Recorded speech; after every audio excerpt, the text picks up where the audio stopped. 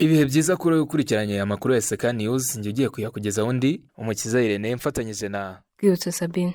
Aya makuru reka tuyahere mu Rwanda aho abakize Murbug basabwa kwitwararika mu gukora imibonano mpuzabitsina. Mu kiganiro Minisiteri y'Ubuzima yagiranye n'itangazamakuru ndetse n'imiryango itari ya leta kuri uyu wa mbere tariki ya 4 Ugushyingo 2024, Minisiteri y'Ubuzima Dr Nsanzimana Sabe yasabye abakize virusi ya Murbug kwitwararika mu gukora imibonano mpuzabitsina.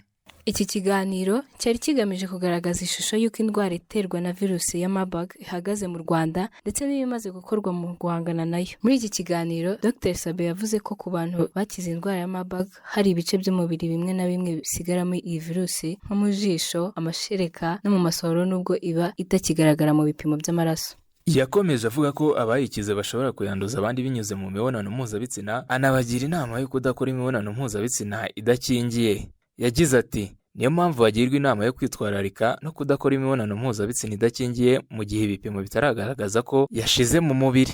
Muri iki kiganiro kandi Dr Sabe yagarutse ku nkomoko y'iyi virusi mu Rwanda, aho yavuze ko nyuma y'icukumbura ku nkomoko y'indwara ya Murbug byaje kugaragara ko yaturutse ku ducurama turya imbuto tuzwi nka fruit bats. Minisitiri yavuze ko umurwayi wa mbere yakoraga mu kirombe kirimo utu ducurama. Dr Nsanzimana yanavuze ko kandi hanashyizwe itsinda ry'abaganga rikurikirana buri munsi ubuzima bw'abahakorera kandi ko byanakozwe hirya no hino mu birombe bibamo uducurama. Minisitiri Dr Nsanzimana Sabe yasobanuye ko kwica uducurama atari igisubizo kineza. Ati kwica uducurama byateza ibindi bibazo kuko tugira akamaro kanini mu kurinda ibyorezo kwirakwizwa n'imibu n'utundi dusimba ndetse no mu buhinzi.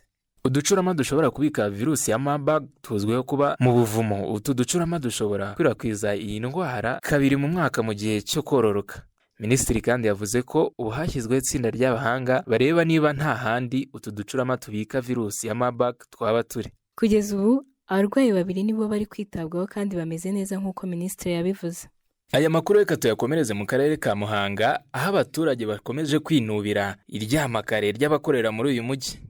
Muhanga ni umwe mu mijyi ikomeje gutera imbere mu mpande zinyuranye cyane ko uri no mu mijyi yunganira Kigali.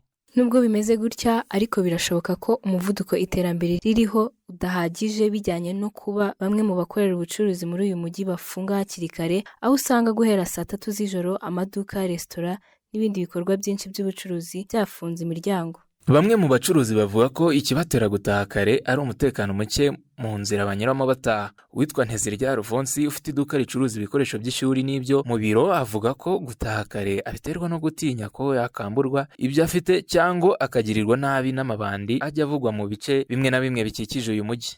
Yagize ati mfunga kare kuko ngenda numva amakuru y'abantu batandukanye bavuga ko bambuye ibyabo kubera gutaha nijoro. Ibi nibyo bituma rero duhitamo kwirinda tugafunga ibikorwa byacu kare.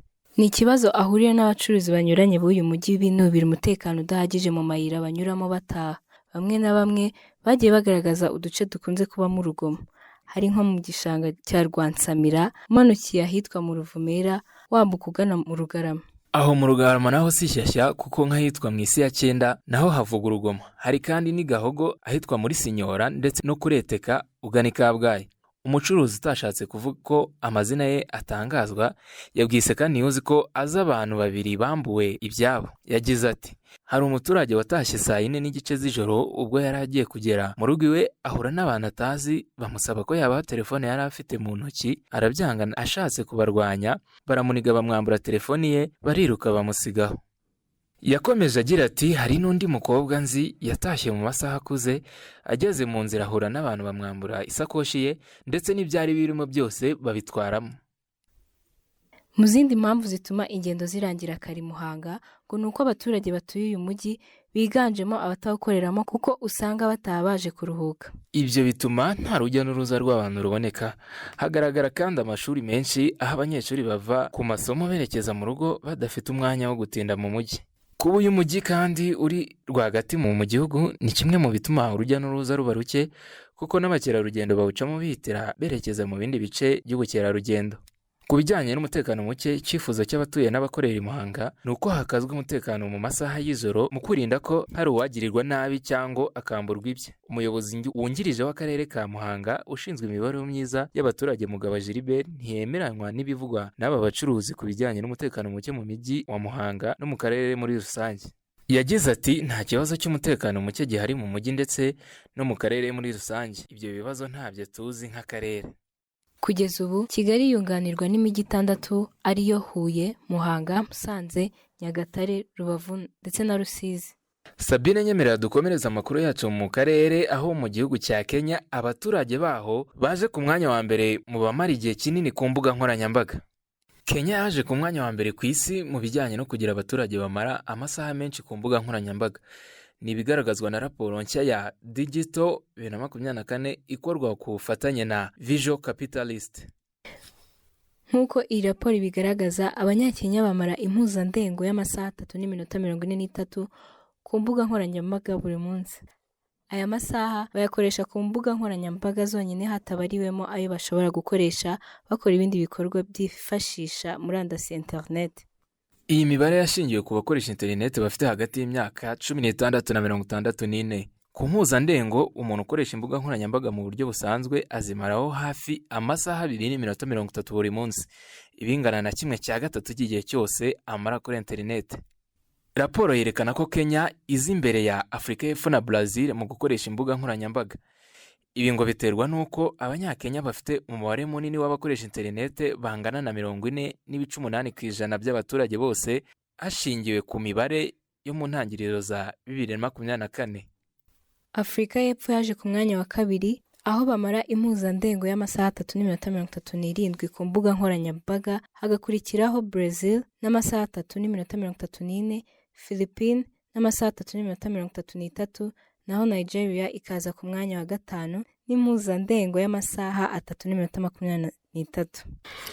Ghana na Misiri nabyo byagaragaye mu bihugu 20 bya mbere ku myanya ya 13 na 14, aho abaturage b'ibihugu bamara impuzandengo y'amasaha 2:43 n'amasaha 2:41 buri munsi. Iyi raporo kandi igaragaza ko abagore aribo bamara igihe kinini ku mbuga nkoranyambaga ugereranyije n'abagabo, kuko abagore baza imbereho iminota 16. Mu mbuga nkoranyambaga zose, TikTok niyo imarwaho igihe kinini ku mpuzandengo ya buri wese. Ku rundi ruhande, YouTube ifite umwanya munini mu masaha yose abakoresha internet bamara ku mbuga nkoranyambaga zose hamwe. Ubuyapani nibwo buza ku mwanya w'inyuma mu bihugu aho abaturage bamara igihe gito ku mbuga nkoranyambaga, aho impuzandengo ari isaha 1:53 buri munsi. Mu isi yose, imibare igaragaza ko abantu miliyari 5 bakoresha imbuga nkoranyambaga. Mu isi yose, imibare igaragaza ko abantu miliyari 5 bakoresha imbuga nkoranyambaga. Wakoze Sabine kubana nanjye muri aya makuru. Wakoze cyane nawe Irene, amakuru ya SK News nakagaruka.